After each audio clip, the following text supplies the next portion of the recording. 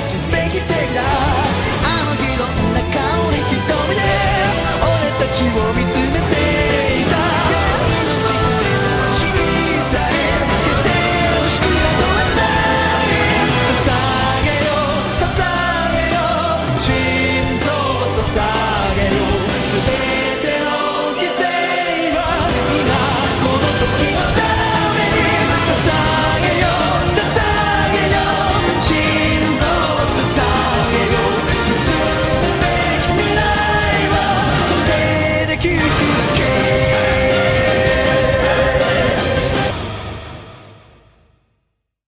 E aí, pessoal, beleza? Bora aí pra segunda e última. Só tem 2 vídeos nessa semana. Vamos falar do campo elétrico em corrente estacionária. Voltando lá ao nosso assunto, mas agora não para uma situação estática, né? Mas uma situação, voltando lá para o condutor, né? Mas uma situação onde você tem corrente, só que essa corrente é estacionária. Então, vou falar um pouquinho de novo de corrente estacionária, o condutor ômico, que a gente já discutiu, né? O último modelo de Drude. Condições de contorno entre um dielétrico, entre 2 condutores e um condutor e um dielétrico, numa situação que você tem corrente, né? Não a situação que a gente já está acostumado. E depois um probleminha, né? Um problema assim, você vai ter uma carga fluindo dentro do condutor, e dentro desse condutor tem outro condutor esférico, né? Então, como é que faz? Você aplica um campo elétrico constante uniforme e fora, né? Como é que fica a distribuição ali dentro do campo elétrico, ou seja, da distribuição de corrente, de cargas, né? Então, bora lá. Então, o que seria esse seu condutor em situação dinâmica, em regime estacionário? Então, você aplicou um campo elétrico no seu condutor, ele vai, modelo de Drude, né, que seria o condutor ômico. Aqui eu chamei de sigma, aqui eu chamei de G. Assim, é porque todas as minhas notas eram G, mas acho que no primeiro vídeo que eu falei com você, eu botei sigma, então eu fui mudando sigma em tudo. Em todo lugar está sigma, e aqui eu esqueci, né? Aqui está G. Eu acho que na lista está G também, não lembro. Mas aqui todo o resto está sigma. É a sua condutividade, né? É a constante que relaciona a corrente com o campo elétrico. Então, o que significa um G grande? Significa que você é um bom condutor. Então, você aplica um campo elétrico pequenininho e você é um monte de carga andando por aí. Se o sigma é pequeno, significa que a condutividade é baixa, ou seja, a resistividade é alta, né? A resistividade é 1 sobre sigma, que geralmente chama de ρ, né? Então, você tem que aplicar um campo bem forte para esse cara ter uma corrente mais ou menos. Então, aqui a situação não é estática, ela é estacionária. Então, você está aplicando um campo, aqui seria um campo para cá, né? Que são cargas negativas que eu botei, vamos supor que são negativas, né? Então, você está correndo para cá porque tem um campo para a esquerda. Então, você está correndo para a direita, então você tem uma corrente para a esquerda, né? A corrente seria o equivalente de cargas positivas, né? Repara que ele segue sigma positivo. Então, a corrente, se eu quero um campo elétrico para cá, seria uma corrente positiva, né, para cá, mas significa que tem elétrons andando para lá. É questão histórica, né? Mas vamos ver nessa situação, na verdade, para ser compatível nesse material ômico, quando você está na situação estacionária, tem uma coisa além que a gente não comentou na outra vez. Deixa eu bater aqui no microfone. Que ela vem de equações de continuidade. Você precisa de mais uma coisa para tudo encaixar, né, que sai daqui. Basta se JC sigma E, né, implica numa coisa que na densidade de corrente. Vamos ver aqui na densidade de carga. Por que, então, da equação de continuidade tem que valer, não está inventando carga aqui. Então, aqui no lugar do J, você vai botar o seu E, né? Então, aqui sigma E. Beleza, seu condutor. Só que você pode usar a lei de Gauss, né? Então, aqui, esse cara é epsilon, ρ, epsilon. Vamos assumir que, a priori, esse condutor ele pode ter propriedade elétrica também, então, a ideia de polarizar. Mas se ele tem propriedade elétrica, vamos supor que ele é um homogêneo isotrópico. Então, por isso que eu botei aqui epsilon, no lugar do epsilon 0. Pode acontecer, né? Geralmente o material é assim. Você tem características elétricas e condutores, né? Então, você tem carga fluindo e, eventualmente, cargas que ficam presas, né, que montam de polos. Você pode ter as duas situações. Então, esse aqui seria isso, ρ por epsilon. Então, virou uma equação para ρ, né? Então, a derivada de ρ é menos sigma epsilon ρ, né? Na verdade, para tudo ser compatível, você tem que estar no limite dessa equação daqui, que é um limite natural que acontece. Repara qual a solução dessa equação. Você pode imaginar uma separação de variáveis aqui, que você vai resolver a parte temporal. A parte temporal é evidente. Um cara que você deriva, dá menos uma constante e repete ele de novo. Então é exponencial de menos isso.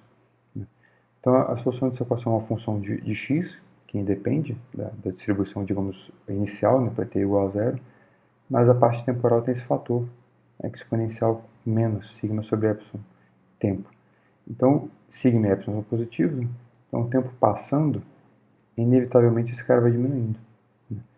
Então, se você deixa um tempo suficiente, né, maior do que essa escala por aqui, esse sigma por epsilon por sigma te dá uma escala de tempo, então é inevitável que a sua densidade vá a zero.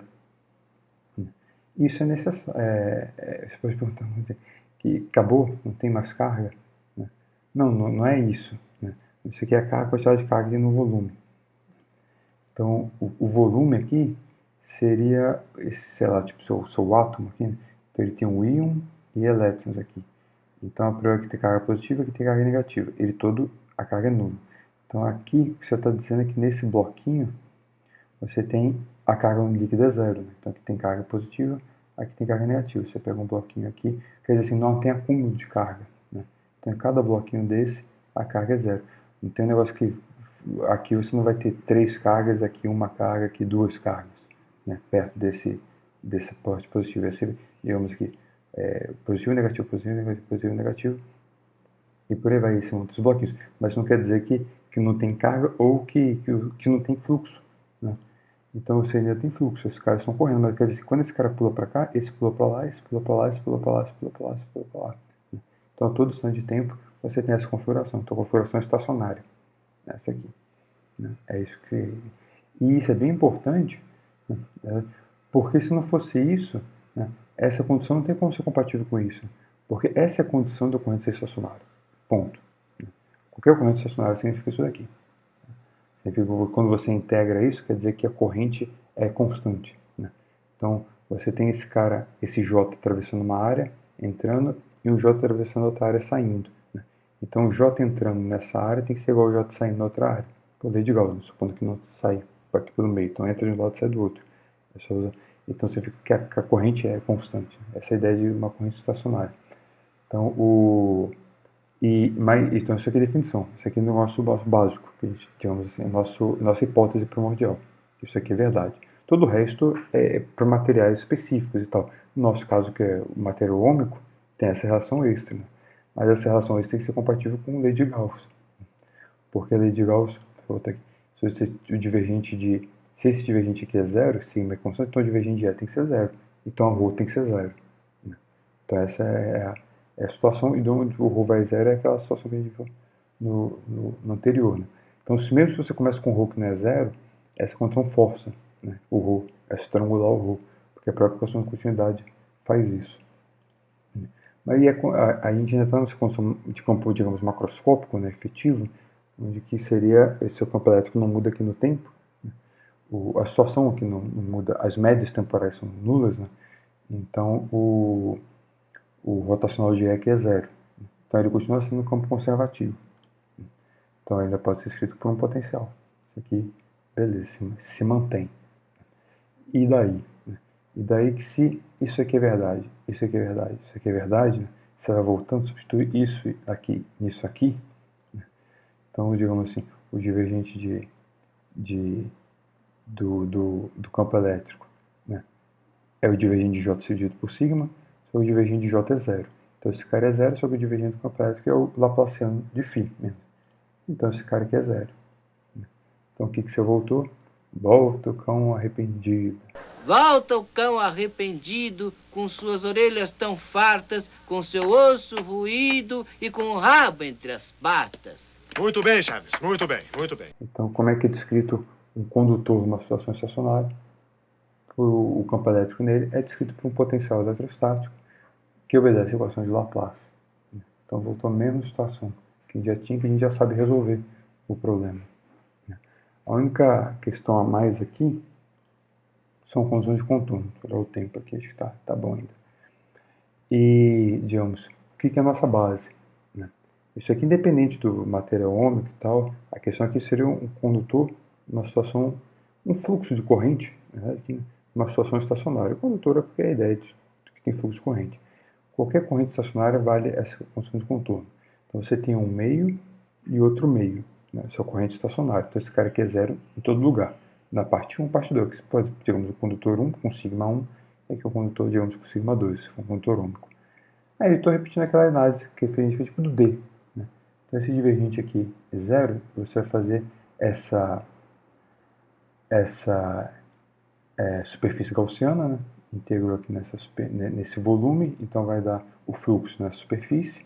Aqui nzinho eu botei aqui eu botei melhor o desenho. N2 é a tampa aqui para fora, número 2, N1 é apontando para fora no 1. Né? HN a 0, isso aqui vai ficar uma tampa aqui e uma tampa aqui. Então essa integral desse fluxo vai ficar o J na área, o produto escalar aqui no N1, no meio 1, né? E aqui o J no meio 2, o normal N2 aqui vezes a área. Esse N eu botei porque eu quis de 1 para o 2, então o N aqui seria o N2. Então esse cara daqui eu vou chamar de J2 na direção N, então esse cara daqui é o J1, é menos J1 na direção N, né? Porque esse N1 é para cá, quer dizer, o N1 é menos N. Então aqui ficou o J1, aqui eu botei o sinal ao contrário, mas como é zero, então menos cancelou. Mas entendi que um é para cima e outro para baixo, então é a diferença dos J's, a área não interessa, então a componente normal dele é contínua. Essa aqui é a parte importante da corrente, dessa densidade corrente. Então ela passa continuamente do meio para o outro, a componente normal. Isso aqui morreu. Para o nosso material ômico, esse cara é sigma vezes campo elétrico. Então aqui seria sigma vezes campo elétrico normal direção 1, sigma campo elétrico normal direção 2. Só que o campo elétrico está escrevendo com menos derivado normal do φ, menos derivado normal do φ. Por isso que o menos que eu cancelei, né? Então essa aqui seria a condição de contorno para o material ômico já descrito em termos de potencial. Não, seria o N1 ou N2. Também você pode usar como condição de contorno e deve a continuidade do potencial, porque isso aqui vale a equação de Laplace aqui, vale a equação de Laplace aqui, no nosso caso do material ômico. Então isso aqui você pode usar também. Geralmente isso aqui é suficiente, mas se você quiser também tem esse daqui, geralmente eles se equivalem, né? Que é o rotacional do E continua sendo zero. Então toda a conta que a gente fez lá nos vídeos atrás do dielétrico, né? Que condição de contorno que você faz um retângulo aqui, vale também a componente tangencial do campo elétrico. Tem que ser contínua aqui. Então, se tem as condições de contorno, já dá para resolver o problema. Vamos fazer um intervalinho, né? E, não, calma aí. Não. Aguenta aí. Vamos falar só por causa que pode ser para ter um condutor e um dielétrico. Então a ideia é mesmo, você vai fazer aqui no mesmo J, né? Só que qual a diferença é que no lado dielétrico não tem corrente. Né? Então seria esse caso, digamos aqui, vamos supor que aqui é um condutor, aqui é um dielétrico. Então esse sigma 2 aqui, vamos supor que aqui é um ômico, né? Então, aqui, né? Esse cara daqui é zero, né? Não tem corrente, não flui carga para o outro lado. As cargas têm que vir aqui e sair e correr, né? Porque elas não passam para lá. Então esse cara aqui é zero. Como aqui é zero, então ele impõe que no lado do condutor a componente normal tem que estar zero. Então, por isso que eu botei um C aqui para dizer que é no condutor. Então o campo elétrico normal do condutor é zero. Essa é a condição de contorno quando no lado do condutor o outro cara é dielétrico. E a parte do campo elétrico é a mesma, né? A tangencial é contínua, o resto tudo é igual.